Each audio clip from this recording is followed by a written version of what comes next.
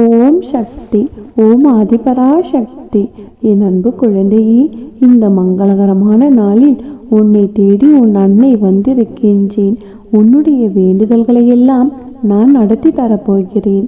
இந்த அம்மாவை நீ நினைக்காத நாளில்லை என்று எனக்கு தெரியும். இருந்தாலுமே கூட நீ நினைத்த விஷயங்கள் எல்லாம் நடக்கவில்லை என்றுதானே வருத்தப்படுகிறாய். என்னை நினைத்து கொண்டிருக்கும் உன்னுடைய நினைப்பில் இருக்கும் அத்தனை ஆசைகளையும் நிறைவேற்றி உன்னுடைய வேண்டுதல்களையும் விருப்பங்களையும் நிறைவேற்றத்தான் இப்பொழுது வந்திருக்கிறேன். உன்னுடைய மனதில் எவ்வளவோ கஷ்டங்களும், இது தவறாகிவிடுமோ, அது தவறாகிவிடுமோ, இது அப்படி பிரச்சனையாகிவிடுமோ, அது அப்படி முடிந்துவிடுமோ என்ற பயம் இருப்பதை நான் பார்த்து கொண்டிருக்கின்றேன். எல்லாவற்றையும் சரி செய்து உன்னுடைய வாழ்க்கையில் நல்லது நடப்பதற்கான மிகப்பெரிய மாற்றத்தை உன்னிடம் கொண்டு வந்து சேர்ப்பதற்காகத்தான் இப்பொழுது உன்னை தேடி வந்திருக்கின்றேன் என் செல்லமே.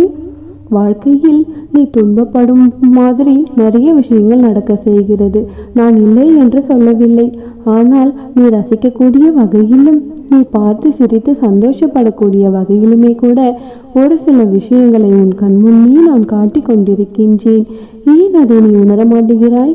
துக்கத்தையும் கவலைகளையும் எந்த அளவுக்கு நீ அதிகமாக சுமக்கிறாயோ அந்த அளவுக்கு மகிழ்ச்சியையும் புன்னகையையும் எடுத்துக்கொள்ள ஏன் மறுக்கிறாயேன் செல்லமே? உனக்கான நல்லது நடக்க வேண்டாமா? இப்படி துன்பத்திலேயே துவண்டு போக போகிறாயா? நான் சொல்வதையெல்லாம் சரியாக புரிந்து கொள். வாழ்க்கையில் ஒவ்வொரு நாளையும் நீ கடந்து போகும்பொழுதே வாழ்க்கையை ரசித்து கொண்டு போ. ஏனென்றால் உன்னுடைய வாழ்க்கையும் காலமும் உன்னை பார்த்து என்ன சொல்கிறது என்று தெரியுமா? போகும்பொழுதே நீ ரசித்து கொண்டு போ.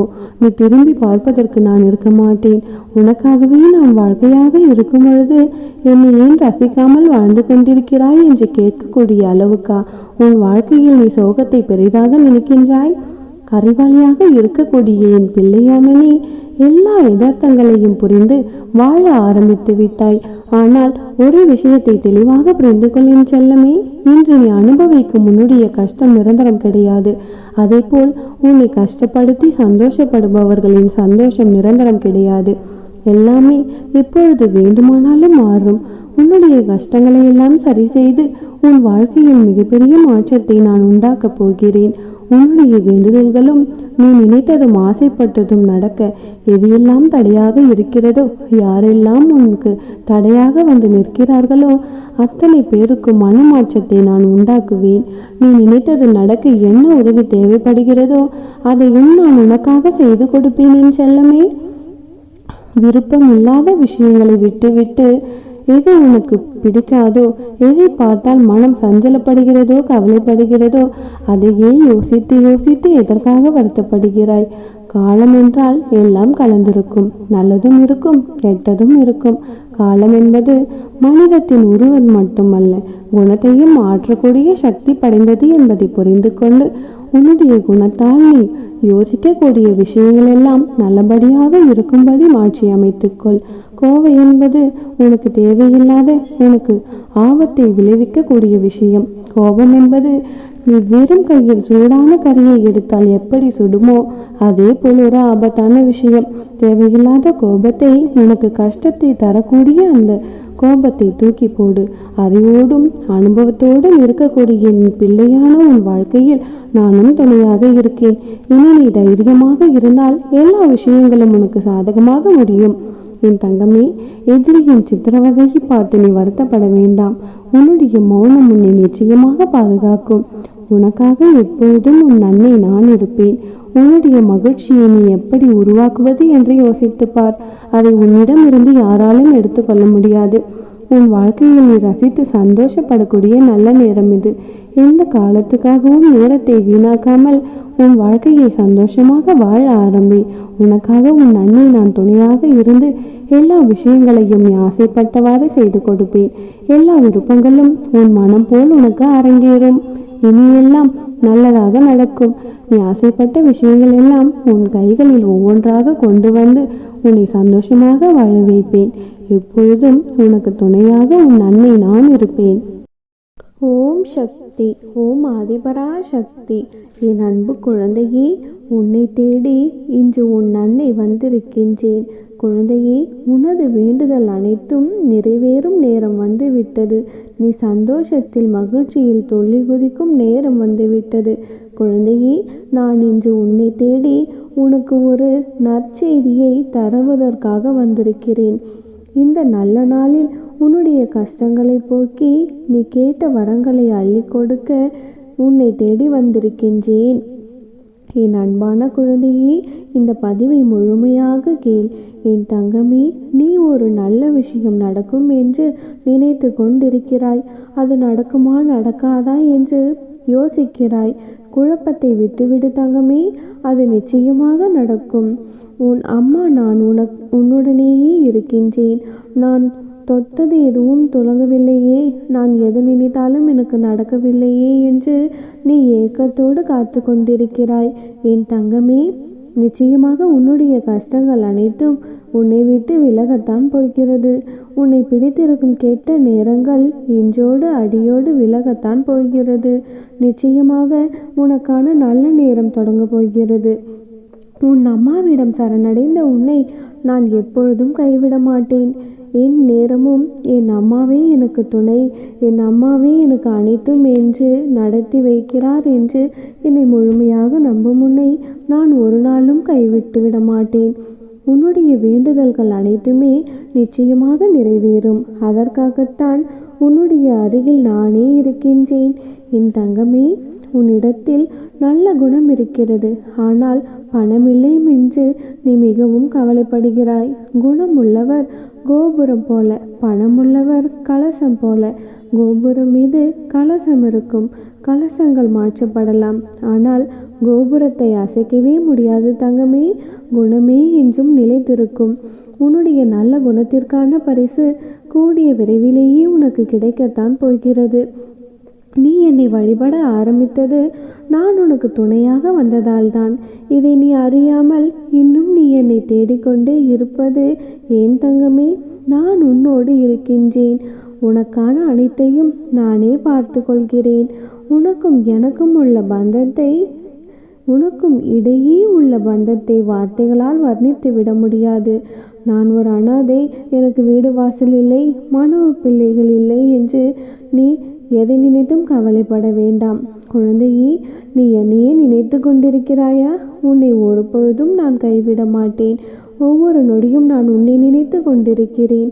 இத்தனை நாட்களாக உன்னை சுற்றி நடக்கும் எதிர்மறைகள் அனைத்தும் விலகி நேர்மறையான விஷயங்கள் எல்லாம் உன்னை வந்து சேரப்போகிறது. கெட்ட நேரங்கள் அனைத்தும் மறைந்து நல்ல நேரம் ஆரம்பமாக போகிறது. நீ அனுபவித்து வரும் துயரங்களிலிருந்தும் கடினமான சூழ்நிலைகளிலிருந்தும் விடுபட துடிக்கிறாய். மாற்றங்கள் நடக்கப் போகிறது தங்கமே. எந்த சூழ்நிலையிலும் நான் உன்னை கைவிட்டு விட மாட்டேன். எல்லோரும் உன்னுடைய உள்ளத்தை காயப்படுத்தும் விதத்தில் நடந்து கொள்கிறார்களே என்று நீ ஒரு நாளும் வருந்தாதே. அப்படிப்பட்டவர்களிடமிருந்து நீ சற்று விலகி இருப்பதே உனக்கு நல்லது. மன அமைதி இழந்து நிற்கும் உனது வாழ்க்கை கூடிய விரைவில் மாறும். நீ எதிர்பார்த்த மகிழ்ச்சியான நிம்மதியான வாழ்க்கையை பெறுவாய் தங்கமே. என் செல்ல பிள்ளையே, உன்னுடைய மனநிலை அடிக்கடி மாறிக்கொண்டேதான் இருக்கிறது. சில சமயங்களில் சந்தோஷமாக நீ இருக்கின்றாய். அதே நேரத்தில் சில சமயங்களில் சோகமாகவும் கவலையாகவும் இருக்கின்றாய்.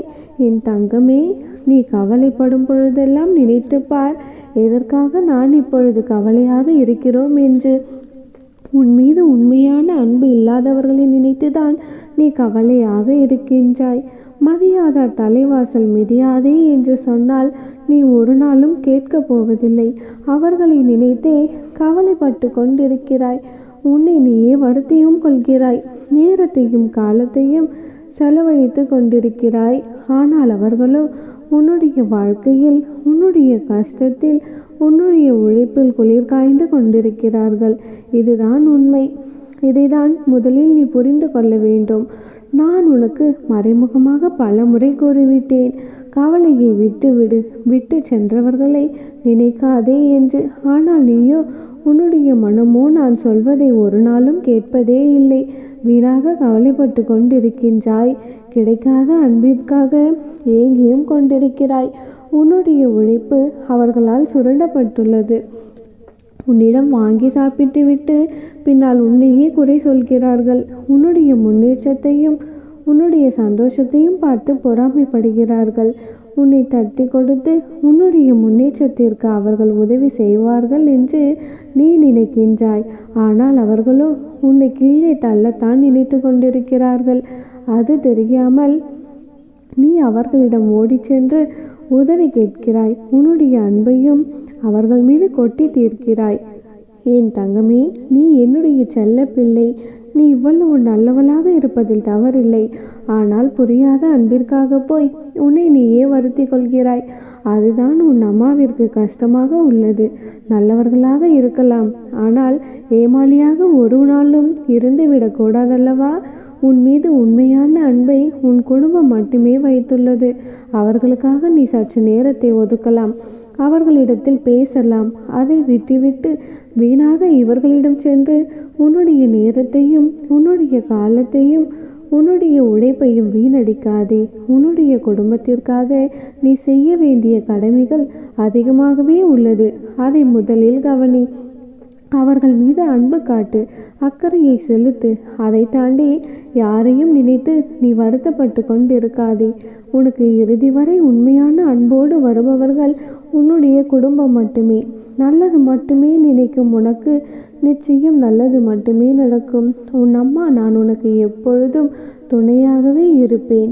என் செல்ல குழந்தையே, இந்த விடியலிலும் இனி வரும் விடியலிலும் என்ன செய்ய போகிறோம், இந்த பிரச்சனையை எப்படிதான் தீர்க்கப் போகிறோம் என்று உன்னுடைய வாழ்க்கையை நீ புலம்பிக் கொண்டே ஆரம்பிக்கின்றாயா? உன் அம்மாவின் பிள்ளையாகிய உனக்கு என்ன தேவை என்று எனக்கு நன்றாக தெரியும். உன்னுடைய கர்மவினை அனைத்தும் அழிந்து போகும். உன்னுடைய வாழ்க்கையில் நீ ஓடும் இடமெல்லாம் துன்பமும் கஷ்டமும் அவமானமும் உன்னை நிழல் போல் தொடர்ந்த காலம் இப்பொழுது உனக்கு கடந்த காலமாக மாறப்போகிறது. வெளிச்சம் என்ற நிகழ்காலத்தில் நீ பேரொளியாய் ஜொலிக்கப் போகிறாய். குழந்தையே, நீ வெற்றி பெறுவதற்கு என்னென்ன விஷயங்களை கற்றுக்கொண்டாய்? நீ சந்தித்த துன்பம், நம்பி உன்னை ஏமாற்றிய நபர்கள், சூழ்நிலை என அனைத்துமே உன்னை சூறாவளியாய் சூழ்ந்த போதுமே கூட அதற்கு எதிராய் நீ போராடி மேலோங்கி நின்றாய். என் தங்கமே, உன்னுடைய மனதைரியம் எத்தகையது! மற்றவர்களின் பேச்சுக்குள் உன்னை அம்பு போல் காயப்படுத்தினாலும் எழுந்து நின்ற நீ நிச்சயம் வெற்றிக்கு பெயர் கொண்ட ஆத்மாதான். உன்னை வளரக்கூடாது என்று நினைத்தவர்கள் முன்னிலையில் நீ விருட்சமாக வளர்ந்து நிற்கத்தான் போகிறாய். அதற்கான தேடலில்தான் உனக்கு நான் அனுமதி அளித்திருக்கிறேன். உன்னை மாயை விதி போன்று எதிர்மறை நிழல்கள் ஆட்டினாலுமே உன்னுடைய எதிர்மறை நேரம் உன்னையே உனக்கு எதிராக ஸ்தம்பிக்க வைத்த போதெல்லாம் அதையும் மீறி நீ புத்துணர்ச்சியோடு எழுந்து நின்றாய். என்ன கம்பீரம் என் பிள்ளைக்கு என்று உன் தாயாகிய நானே பூரிப்படைந்தேன். உனக்கு பல விஷயங்கள் பதிலளித்ததால் அதனால் உன் மனம் அமைதி அடைந்ததா என்று யோசித்து பார்த்தாயா? என் தங்கமே, என்றைக்கும் ஒன்றை மட்டும் நினைவில் வைத்துக்கொள். உன்னுடைய சுழற்சியான எண்ணங்கள் தான் உன்னுடைய நிம்மதி தொலைவதற்கான எதிரி. எதற்காகவும் நீ அஞ்சாதே. மனதளவில் இப்பொழுது நொறுங்கி போய் இருக்கிறாய் என்பது உன் தாய் நான் அறிவேன். நிச்சயம் உனக்கான விடியும் காலம் வரும். உன்னோடு நானே உனக்கு துணையாக இருக்கிறேன். நல்லதை நினைத்து கொண்டிருக்கும் என் செல்ல பிள்ளையின் வாழ்க்கையில் எப்பொழுதும் நானே துணையாக இருப்பேன். கஷ்டம் வரும் சூழ்நிலையில் என் நாமத்தை உச்சரிப்பார். அடுத்த கணமே உன் கஷ்டங்கள் காணாமல் போகும். நல்லதே நினைக்கும் என் செல்ல பிள்ளையின் வாழ்க்கையில் நடப்பது அனைத்தும் நல்லதாகவே இருக்கும். ஓம் சக்தி. ஓம் ஆதிபராசக்தி.